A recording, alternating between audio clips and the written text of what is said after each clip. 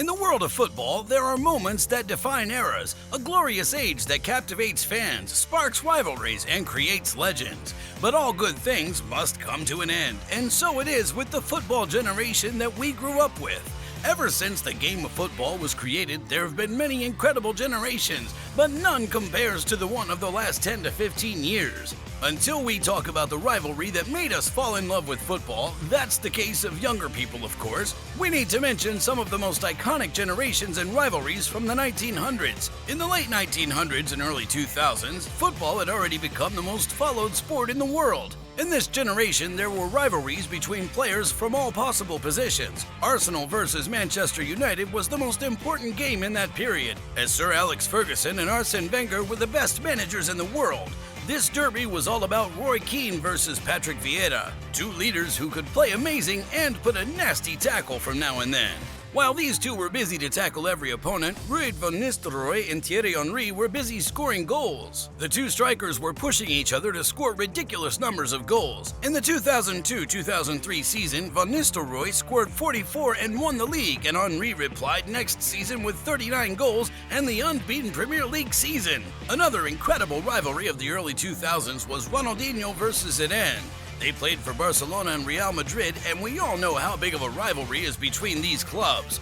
Both playmakers were masters of the unexpected, but there was never any animosity between the two. Probably because Zidane was nearing retirement while Ronaldinho was an innocent man who liked to dance. Thankfully, in 2005, YouTube was created, and even though we're not able to see them play live, we can watch some highlights of their games and realize how special the two of them were.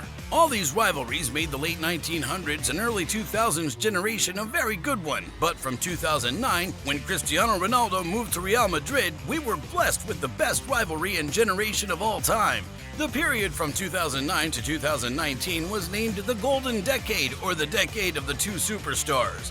The Messi-Ronaldo rivalry reinforced Barcelona-Real Madrid dominance as this game quickly became a global tie, with its appeal cutting across leagues. Real Madrid managed to win 4 UCLs, the first club to win this many in a decade, while Barcelona dominated the domestic scene, winning 7 titles in 10 years. This game was literally a game of Galactic Barcelona squad versus Galactic Real Madrid squad.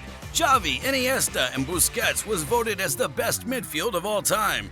The three of them were artists on the pitch, never missing a pass and completing almost every dribbling they try. On the other hand, Real had players like Kaká, Ozil, and Xabi Alonso until 2014, when they decided to bring younger players in those positions. In the 2015-16 season, their midfield consisted of Kroos, Modric, and Casemiro, the second best midfield of all time. Players like Marcelo, Piqué, Ramos, Jordi Alba were also involved in this clash, but the attack of these two teams was something else. BBC versus MSN. Probably the two best trios in football history. Benzema versus Suarez, two goal-scoring machines who were also very good at assisting their teammates. Neymar versus Gareth Bale, two players with quick feet and an amazing speed. If the ball was in their possession, you were in trouble. Even the goalkeepers were top class. Both Ter Stegen and Keylor Navas were able to save their teams, pulling off the most outrageous saves. It was not all about Real versus Barcelona, though.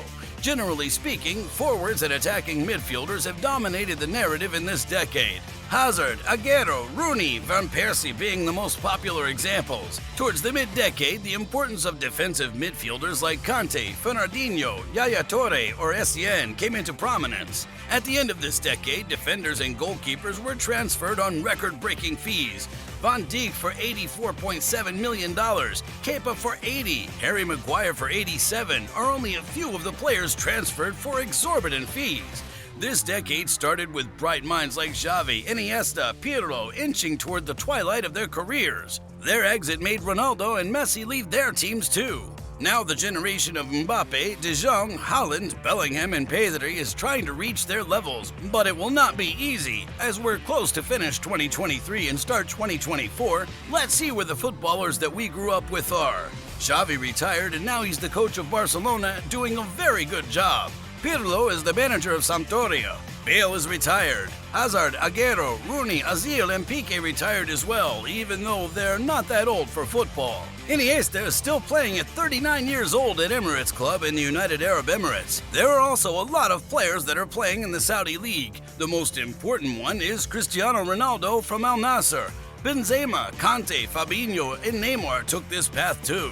David Beckham wanted to get Barcelona's fans nostalgic and reunite the band at Inter Miami. He transferred Messi and his two friends Sergio Busquets and Jordi Alba. There are rumors he wants to bring Suarez, who plays for Grêmio in Brazil, to Miami. This would be a dream if he could do that, the last dance of Barcelona's best players from the golden decade.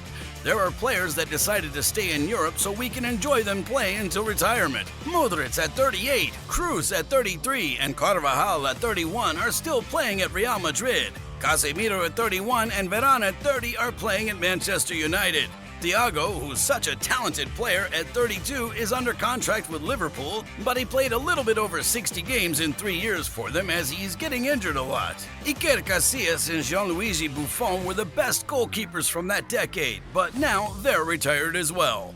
To be fair, Buffon managed to play more than anyone would have expected. He played for 28 years, from 1995 to 2023, so he played again 3 generations of footballers. That's impressive! From Messi and Ronaldo to Haaland and Mbappe, from Xavi and Iniesta to Pedri and Xavi, these names will echo through football history forever. The footballing torch is now passed to a new generation, but the legacy of the best football generation will continue to inspire and live on in the hearts of football enthusiasts around the world. If you enjoyed this video, watch this one.